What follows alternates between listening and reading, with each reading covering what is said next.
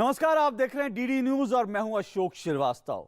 बिहार विधानसभा चुनाव में युवा मतदाता अहम भूमिका हमेशा ही निभाते रहे हैं, पर इस बार नौजवान बिहार को बदले हुए रंग ढंग और बदले हुए रूप में देखना चाहते हैं।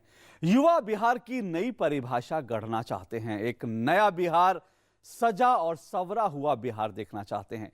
युवाओं के सपनों का बिहार कैसा है, क्या है उनके मुद्दे, इसी पर फोकस है हमारा ये खास कार्यक्रम मेरा बिहार। और आज मेरा बिहार में हमने मगध महिला कॉलेज की जो महिलाएं हैं, जो बच्चियां हैं, उनके विचार जानने की कोशिश की कि दरअसल क्या हैं उनके मुद्दे।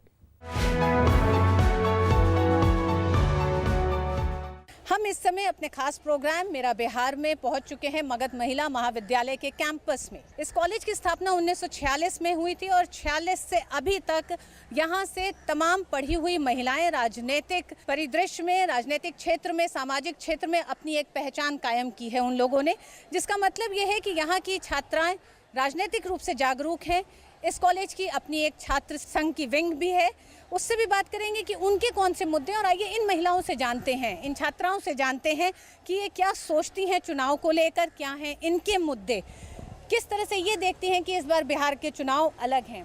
क्या लगता है, क्या है मुद्दे और बिहार का चुनाव इस बार अलग क्यों लग रहा है? पिछले 20-25 साल से बिहार में चुनाव लड़े जा रहे हैं। कई नेताएं आए, अपने वादे बोले कि हम ये करेंगे, हम वो करेंगे। बहुत ही कम नेता या फिर कह दीजिए कि नेग्लिजिबल नेताओं ने ये कहा है कि ये जो कहा है वो पूरा किया है। कुछ विकसित हुआ है बिहार में, बट ऐसा नहीं है कि हम लोग जो चाहते हैं वो हो जाए। आज बिहार में लड़कियों की सुरक्षा नहीं है, महिलाओं की सुरक्षा का कोई जगह नहीं है, ना एम्प्लॉयमेंट अच्छा से है, ना इसलिए बिहार विकसित नहीं हो पा रहा है। सबसे बेटर ये होना चाहिए कि एजुकेशन जो बिहार में बढ़ना चाहिए वो बढ़ाया जाए, ताकि यहाँ के बिहार के हर एक व्यक्ति का जो सोच होता है वो बदला जाए। क्या आपको लगता है कि बिहार में विकास का अगर हम देखें रोड मैप या विकास की तस्वीर देखें तो उसमें आप बिहार को कहाँ खड़ा देखती हैं? नंबर 3। कारण ये कि विकास जो भी है वह यहाँ के लोग ला रहे हैं, यहाँ के नेता नहीं लाए हैं। यहाँ के लोग अपनी मेहनत से जिस भी क्षेत्र में जा रहे हैं अपना नाम कमा रहे हैं। नेताओं ने कोई सपोर्ट नहीं किया उसके लिए। बहुत सारे अच्छे टैलेंट्स हैं जो यहाँ छुपे हुए, जो चाहे अगर तो यहाँ के मंत्री उस पर कुछ मतलब हमारे जो भी सीएम है या जो भी हो वो उस पर मतलब हमारा हेल्प करके हमें और आगे लेके जा सकते हैं, बट ऐसा कुछ होता नहीं है। आप लोगों के क्या मुद्दे हैं इस बार के चुनाव में? शिक्षा और महिला की सुरक्षा, ये दो सबसे बड़े मुद्दे हैं, क्योंकि यहाँ पे इस बार हम जात पात से उठकर वोट करने वाले हैं, लेकिन फिर भी महिला की सुरक्षा बहुत कम है, शिक्षा बहुत कम है। यहाँ के जैसा कि मेरी सीनियर ने कहा कि यहाँ पे टैलेंट है बट इसे उजागर नहीं किया जा रहा, इसे बढ़ाया नहीं जा रहा। हमारे ही जगह पे इस बिहार में ही हमें आगे बढ़ने की वो शक्ति नहीं दी जा रही है, जिससे कि हम उठ खड़े हुए और बोले कि हाँ, हम बिहार से बिलोंग कर रहे हैं। आपको क्या लगता है कि बिहार में आज की तारीख में किन चीज़ों की ज़रूरत है जिसको युवा आज जब वोट करेगा आने वाले वक्त में तब ध्यान में रखेगा? सबसे बड़ी चीज़ यहाँ पे एजुकेशन की कमी है। यहाँ पे देखा जा रहा है कि बच्चे, महिलाएं जो भी हैं बाहर की स्टेट्स में ज़्यादा प्रेफर करती हैं पढ़ना हायर एजुकेशन के लिए, क्योंकि यहाँ पे कोई चीज़ अवेलेबल नहीं है पढ़ाई के लिए। और सेकेंड थिंग है कि यहाँ पे सबसे ज़्यादा बाहर निकलो तो ईव टीजिंग का माहौल है। उस सिचुएशन में गर्ल्स क्या करें वो समझना बहुत मुश्किल है। लेकिन क्या लगता है राज्य सरकारों की, जनप्रतिनिधियों की ये जिम्मेदारी थी कि वो सुरक्षित माहौल आप लोगों को मुहैया कराएं? जी बिल्कुल, ये पॉलिटिशियंस जो हम लोग वोट देते हैं, फर्स्ट टाइम वोट देने जा रहे हैं, ये दिमाग में हमेशा सोच के चल रहे हैं हम लोग कि क्या हम लोग ये माहौल हम लोग को मिल रहा है कि नहीं मिल रहा है, किस बेसिस पे हम लोग उनको वोट कर रहे हैं। सबसे मेन तो बात यही है कि हम लोग जो भी गर्ल्स सिक्योरिटी को लेकर है, सबसे बड़ा पॉइंट ऑफ व्यू इसी पे युद्ध चल रहा है। क्यों ऐसा लगता है कि एक असुरक्षा की भावना है, माहौल सुरक्षित नहीं है? माहौल सुरक्षित नहीं है, सबने अपनी अपनी बातें कही, पर मेरा यहाँ एक कहना है कि मुद्दाएं हर वर्ष हर इलेक्शंस में होती हैं, बट वास्तविक मुद्दा ये है कि क्या मुद्दाएं बन जाना ही वास्तविकता है? सिर्फ मुद्दाएं बना के उनको इलेक्शंस के बाद भूल जाना। आखिर इन मुद्दाओं पे किस स्तर तक काम हो रहा है, इसके संदर्भ में क्या किया जा रहा है, ये वास्तविक मुद्दा है। कौन से वो मुद्दे हैं जो चुनाव में बनते तो मुद्दे हैं लेकिन फिर वो गायब हो जाते हैं, और महिलाओं से जुड़े वो कौन से मुद्दे हैं जिनको चुनावी मुद्दा होना चाहिए? पॉलिटिक्स में युवाओं और महिलाओं को सिर्फ यूज़ किया जाता है। उनके नाम पर लोग पॉलिटिक्स करते हैं। लोग बोलते हैं कि हम युवा को बेरोजगारी उनकी दूर करेंगे, महिलाओं को सुरक्षा देंगे। हर साल ये इलेक्शन में ये मुद्दे उठते हैं, लेकिन जहाँ तक अभी हमने समझा है तो 15 से 20 साल में अभी तक कुछ भी ऐसा नहीं हुआ है बिहार के लिए जो लगे कि हम सेफ़ हैं। और ये सिक्योरिटी आई थिंक हमारे माइंड में भी नहीं है। तो सबसे पहले ये ज़रूरी है कि हमारे माइंड में वो सिक्योरिटी आए, और जो राजनेता होते हैं या फिर जो भी हमारे गवर्नमेंट होते हैं, उनका ये मेन पर्पस होना चाहिए कि जो हम बोलते हैं वो पूरा करें। सिर्फ बोल देना ही काफ़ी नहीं होता है। So it's important to do something than to say something. क्या लगता है कि महिलाएं जो असुरक्षित महसूस कर रही हैं उसका कुछ असर शिक्षा पे भी पड़ रहा है? रोजगार के लिए महिलाएं क्या निकलती हैं यहाँ पर? ऑब्वियसली महिलाएं तो पहली, हम लोग का सबसे पहला मोटो होता है कि अगर हम अच्छी कॉलेज में पढ़ रहे हैं, अच्छे स्कूल में पढ़ रहे हैं, अच्छी फैमिली से आ रहे हैं, तो सबसे पहले हमारा यही एम होता है कि हम सेल्फ डिपेंडेंट हो। अगर और हम लोग इसके लिए आगे बढ़ते भी हैं तो कहीं ना कहीं से बाहर से या हमारे घर से ही दबाव थोड़ा पड़ जाता है। और अगर आपकी जो ये हमारा मॉडर्न एज है तो हमारी फैमिली भी कुछ हद तक बहुत ही आगे निकल चुकी है, बट हमारा जो माहौल है, जो पॉलिटिशियन सब है, वो हम लोगों को आगे बढ़ने नहीं दे रहे। क्यों लगता है आप लोगों को कि बिहार पिछड़ा है? हम इसलिए क्योंकि यहाँ पे एजुकेशन है बट अच्छी तरह से होता नहीं है एजुकेशन, क्योंकि वैसे जो भी है टीचर वो पढ़ाना नहीं चाहते। स्कूल में आज इतनी सारी मतलब फैसिलिटी दी गई है बट उसका यूटिलाइज नहीं हो रहा है। आइए जानते हैं रोजगार के क्षेत्र में क्या सोच है इन लोगों की, किस तरह से ये देखते हैं अपने राज्य के विकास को। राज्य का विकास कहीं ना कहीं ठीक है एजुकेशनल लेवल पर तो हो रहा है। अभी पटना यूनिवर्सिटी में अराउंड 80 to 84 कोर्सेज करवाए जा रहे हैं, लेकिन उन कोर्सेज को करने के बाद क्या हम लोग घर पर तो नहीं बैठे रहेंगे। उसके लिए एम्प्लॉयमेंट अपॉर्चुनिटीज़ की ज़रूरत है, और वो कहीं ना कहीं कॉलेज के 3rd ईयर के लेवल से ही दिखने लगता है। तो अगर कॉलेज में कैंपस नहीं आ रहा है तो कहीं ना कहीं हमें ऑब्वियसली अपने स्टेट से बाहर जाना पड़ेगा। तो एजुकेशनल लेवल पर तो कहीं ना कहीं डेवलपमेंट हुआ है, लेकिन एम्प्लॉयमेंट अपॉर्चुनिटीज़ में अभी भी कमी दिखती है। रोजगार की अपॉर्चुनिटीज़ न होना आप लोगों को कहीं उस विकास की दौड़ में पीछे कर रही है? बहुत ज़्यादा पीछे कर। स्पेशली हम बिहार को ले तो यहाँ पे लड़कियों को अभी भी उसी नज़र से देखा जा रहा है, यार ये बेटी है, इसे पढ़ाओ मत, बेटे को आगे बढ़ाओ। ये चीज़ हम बिहार में स्पेशली देख रहे हैं। और सबसे ज़्यादा लाइफ में आगे बढ़ने के लिए, जॉब पाने के लिए एजुकेशन सबसे ज़्यादा मस्ट है। हर फील्ड में हमें एजुकेशन ज़रूरी होता है, क्योंकि अगर हम जब तक वेल एजुकेटेड नहीं रहेंगे तो किसी चीज़ का हम सामना ईजिली से नहीं कर सकते। इसलिए हमें वेल एजुकेटेड होना ज़रूरी है। और सबसे पहले हमें अपने साथ अगर हम खुद बदल जाए ना तो समाज हमारे साथ खुद बदल जाएगी। तो हमें आज से ये प्रण लेना चाहिए कि हम खुद से आज बदले अपने आप को और समाज को अपने साथ बदले, क्योंकि हम लड़की अगर हम अपने आप को बदले तो हमारे साथ कल दूसरी लड़कियां भी बदलेगी। क्या वो बदलाव इस बार के वोटिंग में दिखाई देने वाला है? एक बड़ी संख्या में युवा वोट करेगा। उम्मीद तो यही है कि दिखाई देनी चाहिए, और अगर दिखाई देता तो ये बहुत अच्छी बात है, और अगर नहीं दिखाई देगा तो उसके लिए हम ही लोग को एक्शन लेना पड़ेगा, क्योंकि पॉलिटिक्स में हमारा कोई उम्मीद नहीं है कि हमारे लिए कुछ किया जा सकता है आगे इन मुद्दों पर। क्या आपको लगता है कि जॉब अपॉर्चुनिटीज़ की हम बात कर रहे हैं, शिक्षा के स्तर की बात कर रहे हैं, ये मुद्दे आज की तारीख में चुनाव में मुद्दे बन पा रहे हैं? हाँ, ये ऑफ कोर्स जो भी हम जॉब अपॉर्चुनिटीज़ और ये की बात कर रहे हैं, एजुकेशन की बात कर रहे हैं, ये चुनाव में बहुत ही इम्पोर्टेंट मुद्दे होते हैं। क्योंकि अगर इलेक्शन में ये इन सारे मुद्दों को ही लेके चलेंगे तभी हमारा जो भी गवर्नमेंट बनेगा, जो भी बनेगा वो, क्योंकि ये सब बेसिक होते हैं। जो भी डेवलपमेंट का होता है प्रोसेस, उसमें ये सब बेसिक होते हैं। तो इन्हें ही सबसे पहले हमें बेटर करना पड़ेगा।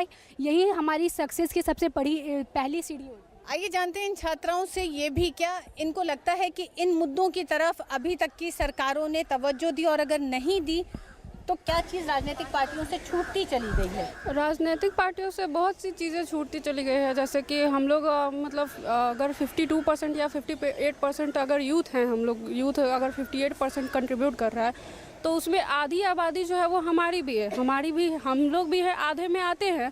तो हम लोग के लिए क्या कुछ मतलब पॉलिसी आ रही है तो वो पॉलिसी हम लोग को मतलब कि इन्फ्लुएंस कर रही है कि नहीं, वो पॉलिसी से हम लोग को फ़ायदा हो रहा है कि नहीं, ये भी तो देखना चाहिए ना। शिक्षित बेरोजगारों की संख्या बिहार में बहुत ज़्यादा है। पढ़ाई कर रहे हैं लेकिन नौकरी नहीं है। ये कितनी बड़ी समस्या लगती है? हम लोग इतना डिग्री प्राप्त करते हैं फिर भी कहीं जॉब नहीं मिल पाता है। मतलब डिग्री लेने के बाद भी बेरोजगार बैठना, तो फैमिली लोग भी ताना देते हैं कि इतना पढ़ी क्या की। इसलिए गवर्नमेंट को चाहिए कि महिला को ज़्यादा जॉब दिया जाए, मतलब उसके लिए सीट आरक्षित किया जाए। आज हमारे बिहार में घुसखोरी ये बहुत ज़्यादा है। यहाँ पे जो अच्छे स्टूडेंट होते हैं या जो पढ़ने में अच्छे और नहीं भी, उन्हें एक में नापा जाता है। क्यों? क्योंकि जो सीट होते हैं वो रिजर्व हो जाते हैं, खरीद लिए जाते हैं सीट, और इससे जो अच्छे स्टूडेंट होते हैं उन्हें जॉब नहीं मिल पाती और इस वजह से वो जॉबलेस हो जाते हैं। तो सबसे बड़ी समस्या घुसखोरी की। अगर हमारे बिहार में घुसखोरी की समस्या नहीं हो तो मेरे हिसाब से कि जिसमें टैलेंट है एटलीस्ट वो इंसान बेरोजगार बिल्कुल नहीं रहेगा।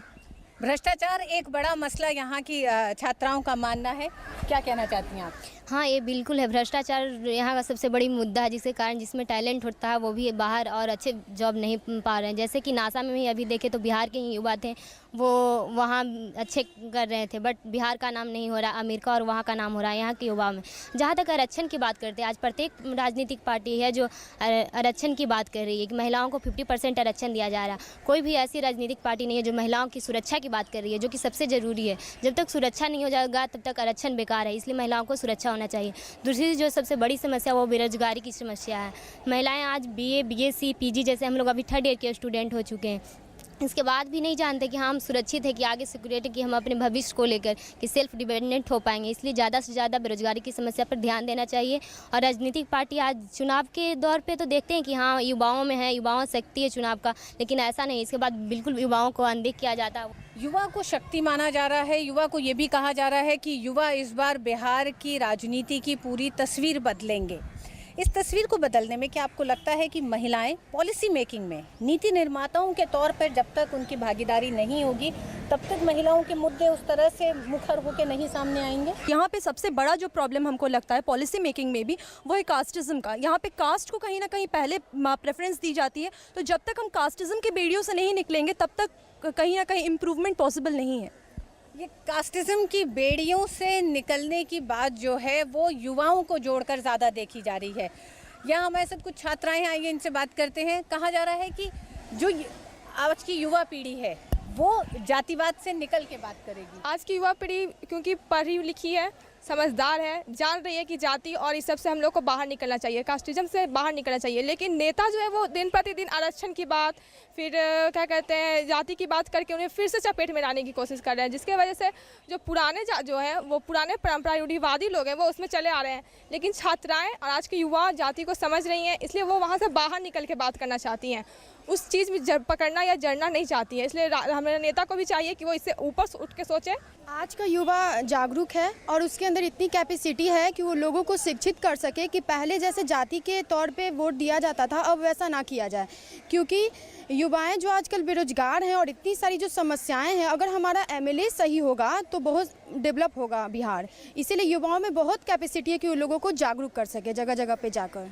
जब आप लोग अपने प्रतिनिधि चुनेंगे और आज भी जब आप राजनीतिक पार्टियों के दावे और वादों को देख रहे हैं, उसमें क्या आपको लगता है कि युवा प्रतिनिधियों की ज़्यादा संख्या में होना भी युवाओं के मुद्दों को एक तरह से सामने रखा जाएगा और उस पर ध्यान दिया जाएगा? बिल्कुल, युवा प्रतिनिधियों का होना समाज में बहुत ज़्यादा ज़रूरी है, क्योंकि आजकल के जो युवा है वही युवा की समस्या को समझ सकते हैं। और हमारे ये राज्य में अभी जैसा कि पीछे बोला कि कास्टिज्म की राजनीति होती है, तो इस चीज़ से बाहर निकलना होगा। ये समझना होगा कि हाँ, जो राजनीति है वो कास्ट और धर्म से ऊपर उठ के होनी चाहिए, तभी हमारा विकास संभव होगा। क्या आपको लगता है जातिवादी राजनीति का असर पड़ा है बिहार के विकास पे? बहुत ज़्यादा पड़ रहा है जातिवादी, क्योंकि हम लोग पिछले 15 साल पहले जाए तो देखेंगे कि अंधकार युग के नाम से जाना जाता है, मतलब इसलिए जातिवाद से ऊपर उठ के हमें वोट करना चाहिए। क्यों लगता है कि जातिवाद ने पीछे किया बिहार को? मैम, अभी तक में अगर देखा जाए तो जातिवादी एक ऐसा सब्जेक्ट रहा है हमारे पूरे राज्य के लिए, इनफैक्ट हमारे भारत के लिए, जो हमें हमारे कंट्री को बहुत पीछे कर रहा है। और कंट्री को तो बात की बात है, हमारा बिहार इतना पिछड़ रहा है क्योंकि हमारे यहाँ लिबर्टी नहीं है। अगर लिबर्टी हो तो हम एकजुट होके एक होके अच्छी काम करेंगे, अच्छे से आगे बढ़ेंगे और हमारा बिहार एक दिन और सब देशों के मुकाबले अच्छे करेगा। रोशनी, आप यहाँ छात्र संघ की जनरल सेक्रेटरी हैं। क्या आपको लगता है कि तमाम राजनीतिक पार्टियों के भी अपनी छात्र इकाइयाँ होती हैं? क्या वो छात्र इकाइयाँ युवाओं के मुद्दों को लेकर आज की तारीख में बिल्कुल चुनाव सर पर हैं, 12 तारीख को पहली पोलिंग है, क्या उन मुद्दों को लेकर वो सुनाई दे रहे हैं? बिल्कुल नहीं। जैसे पटना यूनिवर्सिटी की भी अपनी इकाई है और भी बहुत सारे कॉलेजेस की अपनी इकाई होती है, बट मुझे नहीं लगता है, मुझे लगता है कि उनके वो खुद अपने इंटरेस्ट के लिए काम करते हैं। They work for their own interest. वो खुद भटके हुए हैं। वोट करने में युवाओं की भागीदारी और राजनीति में युवाओं की भागीदारी, क्या दोनों एक साथ ज़रूरी है, साथ साथ चलना युवाओं की भलाई या उनकी प्रगति के लिए?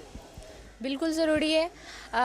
अगर राजनीतिक परिदृश्य में देखा जाए तो पिछला 15 अगस्त जो बीता, भारतवर्ष ने अपना 69वां वर्षगांठ मनाया और मतलब विकास का जो स्तर है बिहार में देखा जाए तो व्यक्तिगत रूप से तो बहुत ही निचले स्तर का, बहुत ही नगण्य स्तर का विकास हुआ है।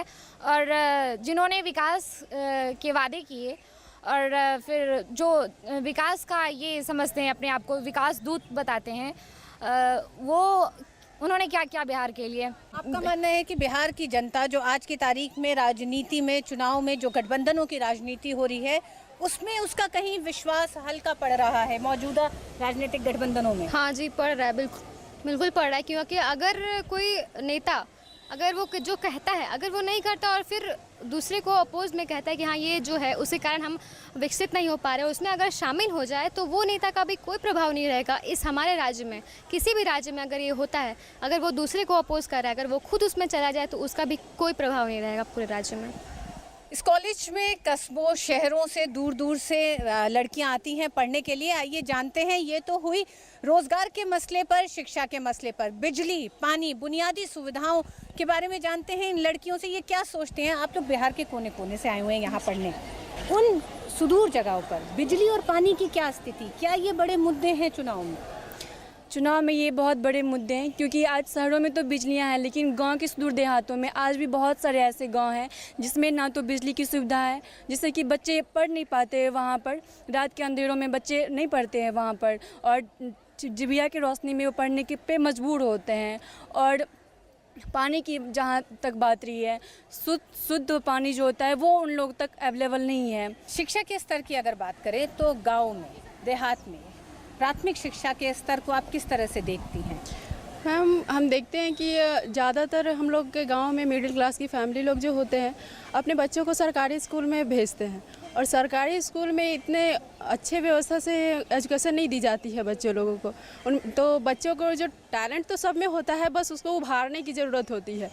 तो उसमें उस तरह की शिक्षा भी नहीं दी जाती है और टीचर की भी कमी होती है, जिसके कारण बच्चे लोग अपना टैलेंट दिखा नहीं पाते। आप सब लोग पहली बार वोट करेंगी, क्या ये सारी मुद्दे आप लोगों में कोई चिंता पैदा करते हैं राज्य को लेकर? बिल्कुल, राज्य सरकार के अंतर्गत हमको ये चिंता लगा रहता है कि सुरक्षा, महिलाओं को सुरक्षा नहीं मिला। चूँकि हम लोग महिलाएं हैं तो हमारा फोकस नहीं रहेगा। आप कुछ भी कर लो, बहुत बड़े बड़े वादे करते हैं आप, लेकिन पूरा तो बिल्कुल नहीं होता है। और दो बात और जोड़ना चाहूँगी मैम कि वो है जातिवाद और परिवारवाद। भाई भतीजावाद इतना बढ़ चुका है कि हर एक पार्टी अपने ही परिवार के लोगों को, सदस्यों को वोट दिए, ये टिकट देना चाह रही है, लेकिन ये गलत है। अगर उसके परिवार आएंगे तो वो भी वही सत्ता चलाएंगे जो उनके पहले चला चुके हैं। तो अब युवाओं को आगे आना चाहिए, बशर्ते वो राजनीतिक परिवार से जुड़े हुए ना हों। मैम, जैसे कि आज ये युवा लोग इतने मतलब कि शिक्षित हो गए हैं कि ये जातिवाद और ये परिवारवाद ये नहीं लेंगे। वो खुद जानेंगे कि मेरे लिए क्या अच्छा और मेरे राज्य के लिए क्या अच्छा है, और उसी को अपने नज़र में रख के वो वोट देंगे। और रही बात मतलब कि जातिवाद की, तो ऐसा तो मैं नहीं अभी मान सकूंगी कि अब कोई लोग जाति को लेके वोट देंगे, क्योंकि वो अपना सुरक्षा और ये अपने राज्य की व्यवस्था को ठीक रखते हुए ही अपना जो फैसला होगा वो वोट के जरिए व्यक्त करेंगे। यहाँ हमारे साथ जो छात्राएं हैं वो ये मानती हैं कि जातिवाद से ऊपर उठ के इस बार का युवा वोट करेगा। लेकिन क्या लगता है कि युवा प्रतिनिधियों को जब आप ढूंढते हैं राजनीतिक पार्टियों में, उनकी कहीं कमी लगती है उनकी भागीदारी की? आजकल जितने भी युवा प्रतिनिधि हैं वो जातिवाद को बिल्कुल ध्यान नहीं देते हैं, और इससे पहले जितनी भी हमारी सरकार आई है उसमें ये जातिवाद बहुत अधिक थी। इसके कारण हमारा बिहार बहुत पीछे हो चुका है। लेकिन हमें अब इससे ऊपर उठ के वोट करना चाहिए, तभी हमारा बिहार बहुत आगे बढ़ेगा और महिला शिक्षा और सुरक्षा भी अच्छी होगी। आप लोगों के जहन में महिला सुरक्षा ज़रूर होगा, लेकिन आप अगर विकास के रोड मैप को क्या देखती हैं, अगले 5 साल में आपको बिहार में क्या चाहिए? अगले 5 साल में अगर सबसे पहले तो जैसे कि मैंने पहले कहा, जॉब वो सबसे ज़्यादा इम्पॉर्टेंट है। और कहीं ना कहीं अगर एजुकेशन की भी बात की जाए तो स्कूल में पहले तो था 75% अटेंडेंस कंपलसरी था, उसी के बेसिस पे पैसे मिलते थे, बट अब वो कहीं ना कहीं कंपल्शन हटा दिया गया है। क्यों? तो वोट के लिए। तो ये कहीं ना कहीं हम ये नहीं कह सकते कि एजुकेशन का डेवलपमेंट इसमें हो रहा है। लड़कियां चाहे स्कूल आए चाहे नहीं है, उन्हें पता है कि उन्हें पैसा मिल जाएगा, तो ये कहीं ना कहीं उन्हें नीचे की ओर ले जा रहा है। लेकिन लड़कियों की शिक्षा के लिए खासकर तमाम जो योजनाएं चलाई गई हैं, चाहे वो साइकिल देने की योजना हो और बेरोजगारी भत्ता देने की भी बात की जा रही है, क्या आपको लगता है कि ये सारी चीज़ें युवाओं को प्रोत्साहित कर रही हैं? इसका फ़ायदा मिल रहा है क्या? फ़ायदा का बात देखा जाए तो ऐसा कुछ नहीं हो रहा है, क्योंकि वो सिर्फ मेरे हिसाब से वो सिर्फ वोट गेन करने के लिए ये काम कर रहे हैं। वो इन सब चीज़ों से उन्हें लग रहा है कि जो जिन्हें मतलब फ़ायदा हो रहा है, उन्हें लग रहा है कि राजनीतिक पार्टियां मेरे लिए बहुत कुछ कर रही हैं। एक्चुअली वो कुछ नहीं कर रही है, वो सिर्फ वोट गेन करने के लिए ये काम कर रही हैं। क्या ये भी लगता है कि योजनाओं पे तो ध्यान दिया जा रहा है, लेकिन शिक्षा की गुणवत्ता जो है, क्वालिटी एजुकेशन पे नहीं? या ये तो बिल्कुल है मैम, क्योंकि आज के ज़माने में अगर देखा जाए तो इतना पॉवर्टी है हमारे राज्य में, जिसके कारण अच्छी फैमिली अच्छे बच्चों को अपने अच्छे स्कूल में नहीं डाल पाती हैं। वो सबसे पहले प्रेफर करती है कि गवर्नमेंट स्कूल में डालें और तभी वो बेसिक वहाँ पे नॉलेज गेन कर सकें, लेकिन गवर्नमेंट स्कूल में ऐसा होता ही नहीं है। गवर्नमेंट स्कूल में एक्चुअली होता है क्या है, वहाँ पे ऐसे तो सरकार बोलते हैं कि अच्छी शिक्षा नियोजन की जाएगी, अच्छे शिक्षकों की बहाली की जाएगी, लेकिन ऐसा क्या हो रहा है? आप आज भी हम लोग पेपर में पढ़ रहे हैं कि बहुत सारे टीचर ऐसे हैं जो घूसखोरी के थ्रू वो आ चुके लेकिन पढ़ा नहीं रहे। और रही बात शिक्षा की, तो गाँव के बच्चे मेरे ख्याल से उन्हें शिक्षा देने से पहले उन्हें शिक्षा का महत्व समझाना चाहिए। बच्चे वहाँ के भूखे रहते हैं, उन्हें वस्त्र नहीं सही से मिल पाते हैं, तो वो उस लालसा में जाते हैं स्कूल पढ़ने को। लेकिन मेरे ख्याल से जितने भी शिक्षक हैं, उन्हें शिक्षा प्रदान करने से पहले उन्हें उनका महत्व बताना चाहिए। प्राथमिक शिक्षा का स्तर गिरा है पिछले कुछ सालों में, ये चुनावी मुद्दा आप लोगों के लिहाज से है? हाँ, ये मुद्दा चुनावी लिहाज से है, क्योंकि अगर हम बात करें तो अगर कोई भी बच्चा अगर शिक्षित नहीं होगा तो उसे अपने हक के बारे में पता नहीं होगा, और जब उसके हक के बारे में पता नहीं होगा उसे, तो आगे चल के क्या बोलेगा कि हाँ ये मेरा राइट है, ये हमको मिलना चाहिए। जैसा कि बिहार के सरकारी स्कूल के बारे में बात करते हैं तो वहाँ पे अच्छे से पढ़ाई नहीं होता और इंग्लिश में तो बच्चे बहुत पीछे हैं। वहाँ के मैडम अभी भी हम कभी जाते हैं तो देखते हैं कि ठंडे के मौसम में स्वेटर बिनते रहती हैं, बच्चों पे ध्यान नहीं देती, बस अटेंडेंस लेके छोड़ देती हैं। और कॉलेज की बात करें तो लड़की लोग के पास उतना समय नहीं है जितना लड़कों लोग को मिलता है। बहुत सारी लड़कियाँ BA और PG करने आती हैं तो शादी करने के बाद आती हैं, और शादी करने के बाद क्या माहौल, कितना काम होता होगा ये तो सब कोई जानता है। तो सरकारी स्कूल का भी वही हाल है और बाकी बहुत कम लड़कियों को मिल पाता है पूरे पढ़ाई करने के लिए। इस चुनाव में युवाओं की बड़ी भागीदारी सुनिश्चित करने के लिए चुनाव आयोग ने एक जागरूकता कार्यक्रम के तहत हर कॉलेज से 5 ब्रांड एम्बेसडर्स चुने हैं। आइए जानते हैं इस कॉलेज से जो 5 ब्रांड एम्बेसडर्स चुने गए हैं उनमें से कुछ हमारे साथ हैं।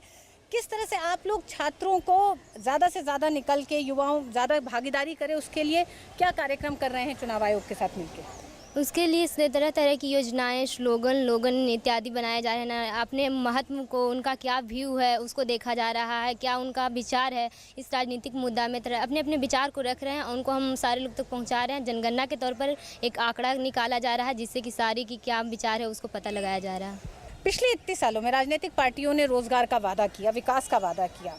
रोजगार की अगर अपॉर्चुनिटीज़ नहीं सरकारें पैदा कर पाई हैं तो उसकी क्या वजह लगती है? उद्योगों की कमी रही इस राज्य में?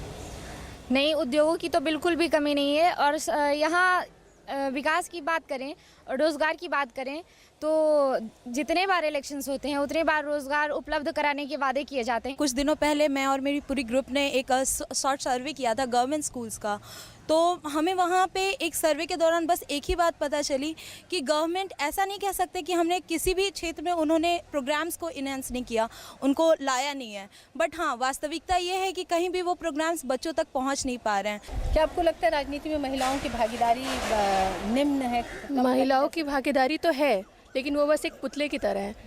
जो असली जो सियासी जो चला रहे हैं वो उनके पीछे कोई और है। जैसे कि हमने देखा कई बार, बहुत सारे एग्जाम्पल्स हैं, तो हर बार होता है कि महिलाएं तो बहुत सारी हैं पॉलिटिक्स में, लेकिन वो उनके पास कोई हक नहीं होता है कि वो अपने हिसाब से डिसीजन ले। तो सबसे बड़ी बात यह है कि महिलाओं को ये खुद जो पॉलिटिक्स में जो महिलाएं हैं, जो पॉलिटिकल लीडर्स हैं, उनको ये समझना होगा कि बीइंग अ वुमेन हम अपने लिए मतलब उसके हिसाब से जो भी डिसीजन लेना है अपने लिए लें। मगध महिला महाविद्यालय की छात्राओं का मानना है कि महिला सुरक्षा उनका बड़ा मुद्दा है। इसके अलावा रोजगार एक बड़ा मुद्दा है, क्योंकि अब से कुछ साल के बाद यहाँ पे जो 3rd ईयर और पीजी की जो लड़कियां, उनका कहना है कि अब वो यहाँ से कॉलेज से निकलने के बाद उनको नौकरी चाहिए, तो उनको रोजगार चाहिए। और वो ऐसे जनप्रतिनिधियों, राजनीतिक पार्टियों की तरफ देख रही हैं जो विकास का एक रोड मैप, एक विजन दे सकें, जिसमें रोजगार हो, शिक्षा हो, महिला सुरक्षा हो। तो ये था हमारा मेरा बिहार का मगध महिला महाविद्यालय से इस बार का अंक। अगले हिस्से में देखेंगे, किसी और कॉलेज के युवाओं से बात करेंगे और जानेंगे उनके क्या हैं मुद्दे और किस तरह से वो इस चुनाव को देख रहे हैं। कैमरामैन विनय के साथ ऋतु वर्मा, मगध महिला महाविद्यालय से।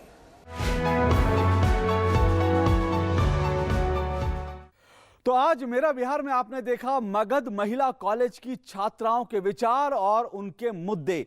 क्या कुछ प्रमुख मुद्दे निकलकर सामने आए, उसको एक बार फिर से देख लेते हैं। वो मुद्दे इस तरह से हैं: अच्छी शिक्षा का राज्य में अभाव है, रोजगार के अवसर नहीं है युवाओं के पास, इसलिए असुरक्षा की भावना जो लगातार बढ़ रही है और युवा और वहां पे जो लोग हैं वो पलायन को मजबूर हैं, भ्रष्टाचार बड़ा मुद्दा है। तो ये तमाम मुद्दे हैं युवाओं के। देखना यह है कि क्या इन चुनावों के बाद जो नई सरकार बनेगी वो इन मुद्दों को एड्रेस करेगी, इन मुद्दों को सुलझाने में, इन मुद्दों को निपटाने में क्या कुछ उसका रोल होगा, ये देखना दिलचस्प होगा। तो फिलहाल मेरा बिहार कार्यक्रम में आज बस इतना ही। इजाजत दीजिए, नमस्कार।